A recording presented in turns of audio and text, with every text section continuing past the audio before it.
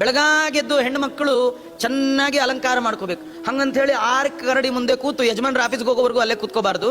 ಒಟ್ಟು ಹರ್ಕ ಮುರ್ಕಿರಬಾರ್ದು, ಚೆನ್ನಾಗಿ ಲಕ್ಷಣವಾಗಿರ್ಬೇಕು. ಬೆಳಗಾಗೆದ್ದು ಮೈ ತೊಳ್ಕೊಳ್ಬೇಕು, ಹೆರಳು ಹಾಕ್ಕೋಬೇಕು, ಒಳ್ಳೆ ಕುಂಕುಮವನ್ನು ಹಚ್ಕೋಬೇಕು, ಕೈ ತುಂಬ ಬಳೆ ಹಾಕ್ಕೋಬೇಕು, ಕಾಲಲ್ಲಿ ಗೆಜ್ಜೆ ಇರಬೇಕು. ಓಡಾಡ್ತಿದ್ರೆ ಸಾಕ್ಷಾತ್ ಮಹಾಲಕ್ಷ್ಮಿ ಸನ್ನಿಧಾನ. ಕೆಲವರು ಯಜಮಾನರು ಹೋಗೋವರೆಗೂ ಕೆಟ್ಟದಾಗಿ ತಲೆ ಹರಡ್ಕೊಂಡು ಮುಖದಲ್ಲೆಲ್ಲ ಕೆಟ್ಟದಾಗಿ ನೋಡಿದ್ರೆ ಭಯ, ಜ್ಞಾಪಕ ಬಂದರೆ ಬೆಚ್ಚಿ ಬೀಳಬೇಕು, ಹಂಗಿದ್ದು ಬಿಡ್ತಾರೆ. ಹಾಗಿರ್ಬಾರ್ದು.